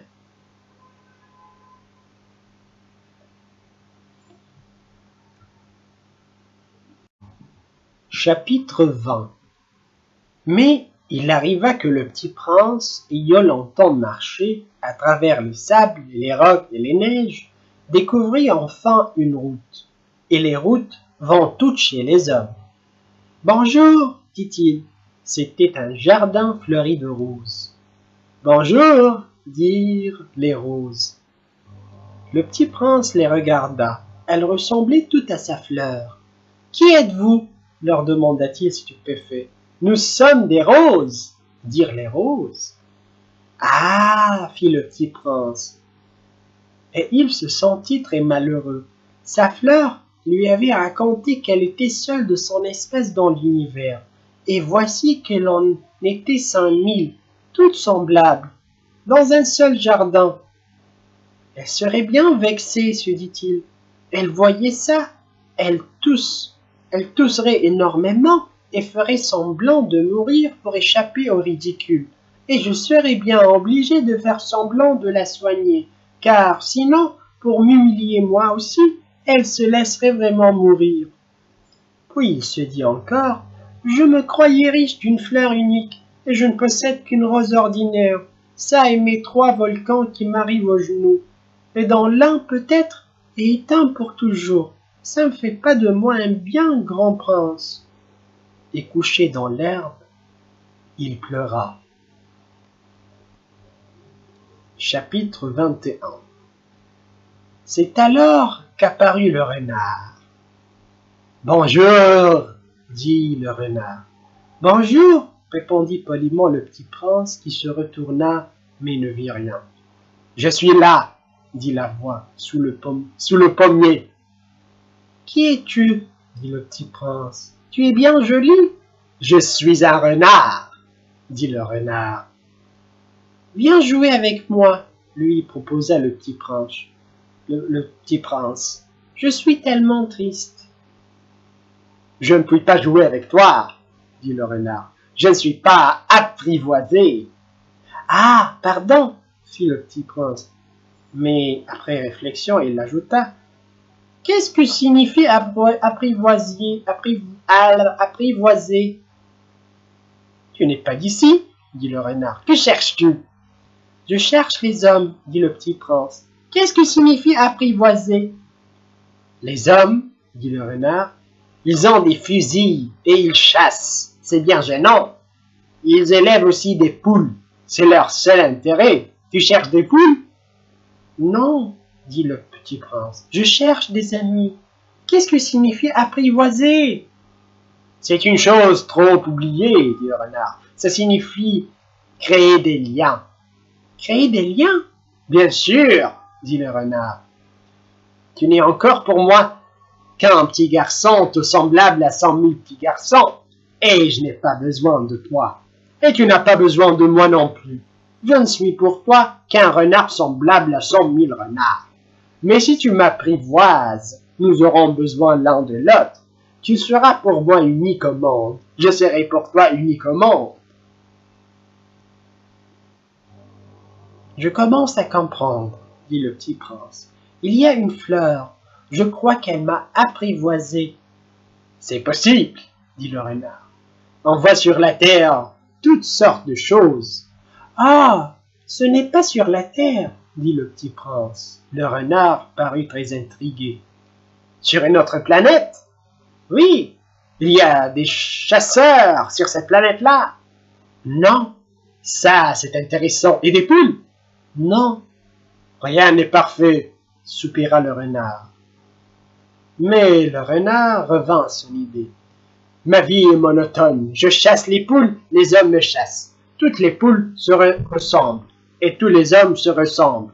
Je m'ennuie donc un peu, mais si tu m'apprivoises, ma vie sera comme ensoleillée. Je connaîtrai un bruit de pas qui sera différent de tous les autres. Les autres pas me font rentrer sous terre. Le tien m'appellera hors du terrier comme une musique. Et puis regarde, tu vois, là-bas les champs de blé. Je ne mange pas de pain. Le blé pour moi est inutile. Les champs de blé ne me rappellent rien. Et ça, c'est triste. Mais tu as des cheveux couleur d'or. Alors, ce sera merveilleux quand tu m'auras apprivoisé. Le blé qui est doré me fera souvenir de toi. Et j'aimerai le bruit du vent dans le blé. Le renard se fut et regarda longtemps le petit prince. « S'il te plaît, apprivoise-moi, dit-il. »« Je veux bien, répondit le petit prince, mais je n'ai pas beaucoup de temps. J'ai des amis à découvrir et beaucoup de choses à connaître. »« On ne connaît pas que les choses que l'on apprivoise, dit le renard. Les hommes n'ont plus le temps de rien connaître. Ils achètent des choses toutes faites chez les marchands. Mais comme il n'existe point de marchands d'amis, les hommes n'ont plus d'amis. Si tu veux un ami, apprivoise-moi. »« Que faut-il faire ?» dit le petit prince. « Il faut être très patient, répondit le renard. Tu t'assoiras d'abord un peu loin de moi, comme ça, dans l'air. Je te regarderai du coin de l'œil et tu ne diras rien. Le langage est source de malentendus, mais chaque jour, tu pourras t'asseoir un peu plus près. » Le lendemain, revint le petit prince. « Il le mieux valut revenir à la même heure, dit le renard. Si tu viens, par exemple, à 4 heures de l'après-midi, dès 3 heures, je commencerai d'être heureux. Plus l'heure avancera, plus je me sentirai heureux. À 4 heures, déjà, je m'agiterai et m'inquiéterai. Je découvrirai le prix du bonheur. Mais si tu viens n'importe quand, je ne saurai jamais à quelle heure m'habiller le cœur. Il faut des rites. » « Qu'est-ce qu'un rite ?» dit le petit prince. « C'est aussi quelque chose de trop oublié, dit le renard. C'est ce qui fait qu'un jour est différent des autres jours, une heure des autres heures. Il y a un rite, par exemple, chez mes chasseurs. Ils dansent le jeudi avec les filles du village. Alors le jeudi est jour merveilleux. Je vais me promener jusqu'à la vigne. Si les chasseurs dansaient n'importe quand, les jours se ressembleraient tous, et je n'aurais point de vacances. » Ainsi le petit prince apprivoisa le renard. Et quand l'heure du départ fut proche, « Ah, dit le renard, je pleurerai. »« C'est ta faute, dit le petit prince. Je ne te souhaitais point de mal, mais tu as voulu que je t'apprivoise. »« Bien sûr, dit le renard. »« Mais tu vas pleurer, dit le petit prince. »« Bien sûr, dit le renard. »« Alors tu n'y gagnes rien. »« J'y gagne, dit le renard, à cause de la couleur du blé. » Puis il ajouta, « Va voir les roses, tu comprendras que la tienne est unique au monde. Tu reviendras me dire adieu et je te ferai cadeau d'un secret. » Le petit prince s'en fut recevoir les roses. « Vous n'êtes pas du tout semblable à ma rose. Vous n'êtes rien encore, leur dit-il. Personne ne vous a apprivoisé et vous n'avez apprivoisé personne. Vous êtes comme était mon renard. Ce n'était qu'un renard semblable à 100 000 autres. Mais j'en ai fait mon ami et il est maintenant unique au monde. » Et les roses étaient bien gênées. « Vous êtes belle, mais vous êtes vide, leur dit-il encore. On ne peut pas mourir pour vous, bien sûr. Ma rose à moi, un passant ordinaire croirait qu'elle vous ressemble. Mais à elle seule, elle est plus importante que vous toutes. Puisque c'est elle que j'ai arrosée, puisque c'est elle que j'ai mise sous globe, puisque c'est elle que j'ai abritée par le paravent, puisque c'est elle dont j'ai tué les chenilles, sauf les 2 ou 3 pour les papillons, puisque c'est elle que j'ai écouté se plaindre, ou se vanter, ou même quelquefois se taire, puisque c'est ma rose. » Et il revint vers le renard. « Adieu, dit-il. »« Adieu, dit le renard, voici mon secret. Il est très simple. On ne voit bien qu'avec le cœur. L'essentiel est invisible pour les yeux. L'essentiel est invisible pour les yeux, répéta le petit prince afin de se souvenir. C'est les temps que tu as perdus pour ta rose qui fait ta rose si importante. C'est le temps que j'ai perdu pour ma rose, fit le petit prince afin de souvenir. Les hommes ont oublié cette vérité, dit le renard. Mais tu ne dois pas l'oublier, tu deviens responsable pour toujours de ce que tu as apprivoisé. Tu es responsable de ta rose. Je suis responsable de ma rose, répéta le petit prince afin de se souvenir.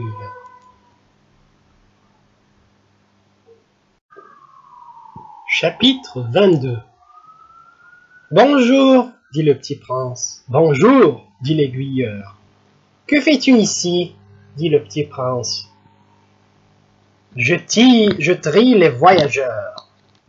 Par paquet de 1000, dit l'aiguilleur. J'expédie les trains qui les emportent, tantôt vers la droite, tantôt vers la gauche. Et un rapide illuminé, grondant comme le tonnerre, fit trembler la cabine d'aiguillage.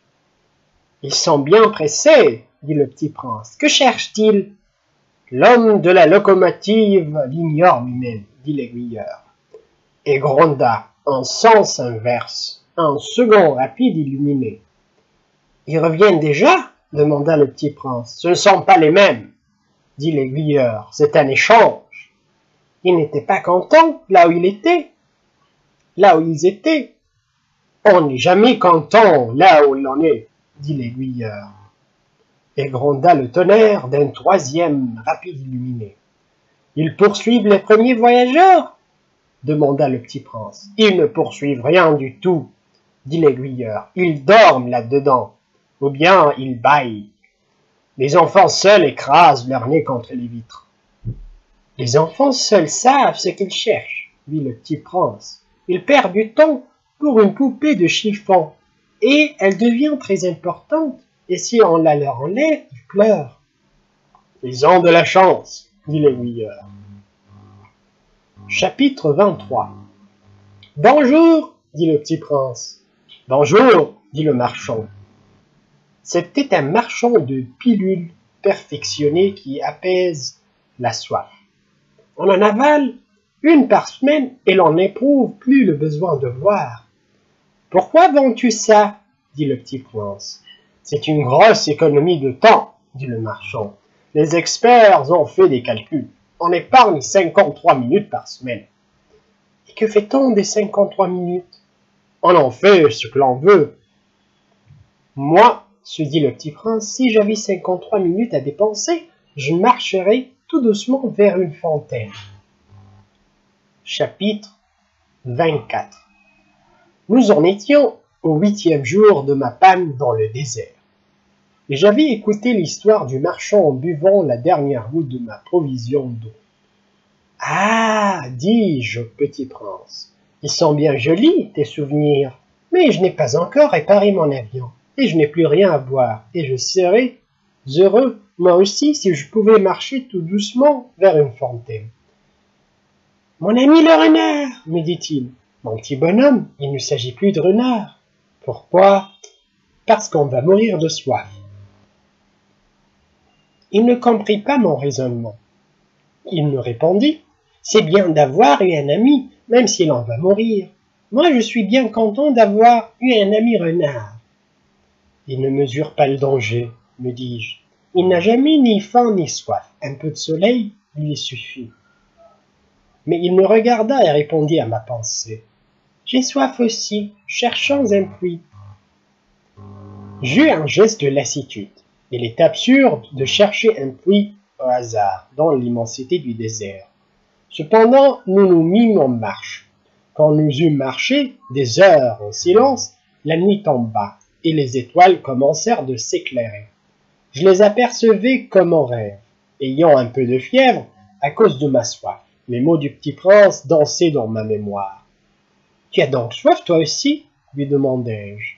Mais il ne répondit pas à ma question. Il me dit simplement « L'eau peut aussi être bonne pour le cœur. » Je ne compris pas sa réponse, mais je me tus. Je savais bien qu'il ne fallait pas l'interroger. Il était fatigué, Il s'assit, je m'assis auprès de lui, et après un silence, il dit encore « Les étoiles sont belles à cause d'une fleur que l'on ne voit pas. » Je répondis « Bien sûr » et je regardais sans parler les plis du sable sous la lune. « Le désert est beau » ajouta-t-il, et c'était vrai. J'ai toujours aimé le désert. On s'assoit sur une dune de sable. On ne voit rien, on n'entend rien, et cependant quelque chose rayonne en silence. Ce qui embellit le désert, dit le petit prince, c'est qu'il cache un puits quelque part. Je fus surpris de comprendre soudain ce mystérieux rayonnement du sable. Lorsque j'étais petit garçon, j'habitais une maison ancienne, et la légende racontait qu'un trésor y était enfoui. Bien sûr, jamais personne n'a su le découvrir, et peut-être même ne l'a cherché. Mais il enchantait toute cette maison. La maison cachait un secret au fond de son cœur. « Oui, dis-je au petit prince, qu'il s'agisse de la maison, des étoiles ou du désert, ce qui fait leur beauté est invisible. Je suis content, dit-il, que tu sois d'accord avec mon renard. » Comme le petit prince s'endormait, je le pris dans mes bras et me remis en route. J'étais ému, il me semblait porter un trésor fragile. Il me semblait même qu'il n'y eût rien de plus fragile sur la terre. Je regardais à la lumière de la lune, ce front pâle, ses yeux clos, ses mèches de cheveux qui tremblaient au vent, et je me disais, ce que je vois là n'est qu'une écorce. Le plus important est invisible. Comme ses lèvres entr'ouvertes ébauchaient un demi-sourire, je me dis encore, ce qui m'émut si fort de ce petit prince endormi, c'est sa fidélité pour une fleur. C'est l'image d'une rose qui rayonne en lui comme la flamme d'une lampe, même quand il dort. Et je le devinais plus fragile encore. Il faut bien protéger les lampes. Un coup de vent peut les éteindre. Et marchant ainsi, je découvris le puits au lever du jour. Chapitre 25. Les hommes, dit le petit prince, ils s'enfournent dans les rapides, mais ils ne savent plus ce qu'ils cherchent, alors qu'ils s'agitent et tournent en rond. Et il ajouta, ce n'est pas la peine. Le puits que nous avions atteint ne ressemblait pas au puits saharien. Les puits sahariens sont de simples trous creusés dans le sable. Celui-là ressemblait à un puits de village. Mais il n'y avait là aucun village, et je croyais rêver. C'est étrange, dis-je au petit prince, tout est prêt, la poulie, le seau et la corde.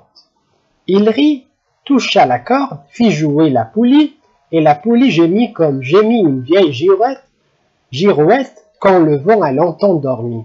Tu entends, dit le petit prince, nous réveillons ce puits et il chante. Je ne voulais pas qu'il fît un effort. Laisse-moi faire, lui dis-je, c'est trop lourd pour toi. Lentement, je hissai le seau jusqu'à la margelle. Je l'y installai bien d'aplomb. Dans mes oreilles durait le chant de la poulie, et dans l'eau qui tremblait encore, je voyais trembler le soleil. « J'ai soif, cette eau-là, dit le petit prince, donne-moi à boire. » Et je compris ce qu'il avait cherché. Je soulevai le seau jusqu'à ses lèvres. Il but. Les yeux fermés, c'était doux comme une fête. Cette eau était bien autre chose qu'un aliment. Elle était née de la marche sous les étoiles, du chant de la poulie, de l'effort de mes bras. Elle était bonne pour le cœur, comme un cadeau. Lorsque j'étais petit garçon, la lumière de l'arbre de Noël, la musique de la messe de minuit, la douceur des sourires faisaient ainsi tout le rayonnement du cadeau de Noël que je recevais. Les hommes de chez toi, dit le petit prince, cultivent 100 000 roses dans un même jardin, et ils n'y trouvent pas ce qu'ils cherchent. Ils ne le trouvent pas, répondis-je, et cependant ce qu'ils cherchent pourrait être trouvé dans une seule rose, ou un peu d'eau. Bien sûr, répondis-je, et le petit prince ajouta, mais les yeux sont aveugles, il faut chercher avec le cœur. J'avais bu, je respirais bien, le sable au lever du jour, les couleurs de miel, j'étais heureux aussi de cette couleur de miel. Pourquoi fallait-il que j'eusse de la peine? Il faut que tu tiennes ta promesse, me dit doucement le petit prince, qui de nouveau s'était assis auprès de moi. Quelle promesse! Tu sais, une muselière pour mon mouton. Je suis responsable de cette fleur. Je sortis de ma poche mes ébauches de dessin. Le petit prince les aperçut et dit en riant: tes baobabs, ils ressemblent un peu à des choux. Oh, moi qui étais si fier des baobabs. Ton renard, ses oreilles, elles ressemblent un peu à des cordes. Elles sont trop longues. Et il rit encore. Tu es injuste, petit bonhomme. Je ne savais rien dessiner que les bois fermés et les bois ouverts. Oh, ça ira, dit-il, les enfants savent. Je crayonnai donc une muselière, et j'eus le cœur serré en la lui donnant. Tu as des projets que j'ignore. Mais il ne me répondit pas. Il me dit: tu sais, ma chute sur la terre, c'en sera demain l'anniversaire. Puis, après un silence, il dit encore: j'étais tombé tout près d'ici.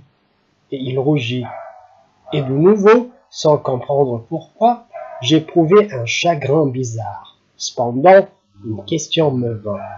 Alors, ce n'est pas par hasard que le matin où je t'ai connu, il y a 8 jours, tu te promenais comme ça, tout seul, à 1000 milles de toutes les régions habitées. Tu retournais vers le point de ta chute. Le petit prince rougit encore, et j'ajoutai en hésitant: à cause peut-être de l'anniversaire. Le petit prince rougit de nouveau. Il ne répondait jamais aux questions. Mais quand on rougit, ça signifie oui, n'est-ce pas? Ah, lui dis-je, j'ai peur. Mais il me répondit: tu dois maintenant travailler, tu dois repartir avec ta machine. Je t'attends ici, reviens demain soir. Mais je n'étais pas rassuré, je me souvenais du renard en risque, de pleurer un peu, silence et laisser apprivoiser. Chapitre 26. Il y avait à côté du puits une ruine de vieux murs de pierre. Lorsque je revins de mon travail, le lendemain soir, j'aperçus de loin mon petit prince assis là-haut, les jambes pendantes, et je l'entendis lui qui parlait. Tu ne t'en souviens donc pas, disait-il. Ce n'est pas tout à fait ici. Une autre voix lui répondit sans doute, puisqu'il répliqua: si, c'est bien le jour, mais ce n'est pas ici l'endroit. Je poursuivis ma marche vers le mur. Je ne voyais ni n'entendais toujours personne. Pourtant, le petit prince répliqua de nouveau: bien sûr, tu verras où commence ma trace dans le sable. Tu n'as qu'à m'y attendre. J'y serai cette nuit. J'étais à 20 mètres du mur et je ne voyais toujours rien. Le petit prince dit encore, après un silence: tu as du bon venin? Tu es sûr de ne pas me faire souffrir longtemps? Je fis halte, le cœur serré, mais je ne comprenais toujours pas. Maintenant va-t'en, dit-il, je veux redescendre. Alors j'abaissai moi-même les yeux vers le pied du mur et je fis un bond. Il était là, dressé vers le petit prince, un de ces serpents jaunes qui vous exécutent en 30 secondes. Tout en fouillant ma poche pour en tirer mon revolver, je pris le pas de course, mais au bruit que je fis, le serpent se laissa doucement couler dans le sable, comme un jet d'eau qui meurt, et sans trop se presser, se faufila entre les pierres avec un léger bruit de métal. Je parvins au mur juste à temps pour y recevoir dans les bras mon petit bonhomme de prince, pâle comme la neige. Quelle est cette histoire-là? Tu parles maintenant avec tes serpents? J'avais défait son éternel cache-nez d'or. Je lui avais mouillé les tempes et l'avais fait boire. Et maintenant je n'osais plus rien lui demander. Il me regarda gravement et m'entoura le cou de ses bras. Je sentais battre son cœur comme celui d'un oiseau qui meurt. Quand on l'a tiré à la carabine, il me dit: je suis content que tu aies trouvé ce qui manquait à ta machine. Tu vas pouvoir rentrer chez toi. Comment sais-tu? Je venais justement lui annoncer que, contre toute espérance, j'avais réussi mon travail. Il ne répondit rien à ma question, mais il ajouta: moi aussi aujourd'hui je rentre chez moi. Puis mélancolique: c'est bien plus loin, c'est bien plus difficile. Je sentais bien qu'il se passait quelque chose d'extraordinaire. Je le serrais dans les bras comme un petit enfant, et cependant il me semblait qu'il coulait verticalement dans un abîme sans que je puisse rien pour le retenir. Il avait le regard sérieux, perdu très loin. J'ai ton mouton, et j'ai la caisse pour le mouton, et j'ai la muselière. Il sourit avec mélancolie. J'attendis longtemps. Je sentais qu'il se réchauffait peu à peu. Petit bonhomme, tu as eu peur? Il avait eu peur, bien sûr, mais il rit doucement. J'aurais bien plus peur ce soir. De nouveau, je me sentis glacé par le sentiment de l'irréparable. Et je compris que je ne supportais pas l'idée de ne plus jamais entendre ce rire. C'était pour moi comme une fontaine dans le désert. Petit bonhomme, je veux encore t'entendre rire. Mais il me dit, cette nuit, ça fera un an. Mon étoile se trouvera juste au-dessus de l'endroit où je suis tombé l'année dernière. Petit bonhomme, n'est-ce pas que c'est un mauvais rêve cette histoire de serpent et de rendez-vous et d'étoiles? Mais il ne répondit pas à ma question. Il me dit, ce qui est important, ça ne se voit pas, bien sûr. C'est comme pour la fleur. Si tu aimes une fleur qui se trouve dans une étoile, c'est doux, la nuit, de regarder le ciel. Toutes les étoiles sont fleuries. Bien sûr. C'est comme pour l'eau. Celle que tu m'as donnée à boire était comme une musique. À cause de la poulie et de la corde. Tu te rappelles? Elle était bonne. Bien sûr. Tu regarderas. La nuit, les étoiles. C'est trop petit chez moi pour que je montre où se trouve la mienne. C'est mieux comme ça, mon étoile. Ça sera pour toi une des étoiles. Alors toutes les étoiles, tu aimeras les regarder. Elles seront toutes tes amies. Et puis je vais te faire un cadeau. Il rit encore. Ah, petit bonhomme, j'aime entendre ce rire. Justement, ce sera mon cadeau. Ce sera comme Poulot. Que veux-tu dire? Les gens ont des étoiles qui ne sont pas les mêmes. Pour les gens qui voyagent, les étoiles sont des guides. Pour les autres, elles ne sont rien que des petites lumières. Pour d'autres qui sont savants, elles sont des problèmes. Pour mon businessman, elle était de l'or. Mais toutes ces étoiles-là se taisent. Toi, tu auras des étoiles comme personne n'en a. Que veux-tu dire? Quand tu regarderas le ciel la nuit, puisque j'habiterai dans l'une d'elles, puisque je rirai dans l'une d'elles, alors ce sera pour toi comme si riaient toutes les étoiles. Tu auras, toi, des étoiles qui savent rire. Et il rit encore. Et quand tu seras consolé, on se console toujours, tu seras content de m'avoir connu. Tu seras toujours mon ami. Tu auras envie de rire avec moi, et tu ouvriras parfois ta fenêtre comme ça pour le plaisir, et tes amis seront bien étonnés de te voir rire en regardant le ciel. Alors tu leur diras, oui, les étoiles, ça me fait toujours rire, et ils te croiront fou, je t'aurai joué un bien vilain tour. Et il rit encore.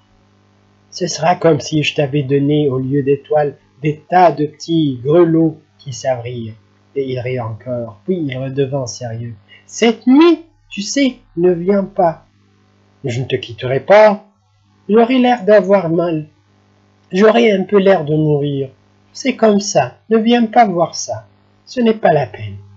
Je ne te quitterai pas. Mais il était soucieux.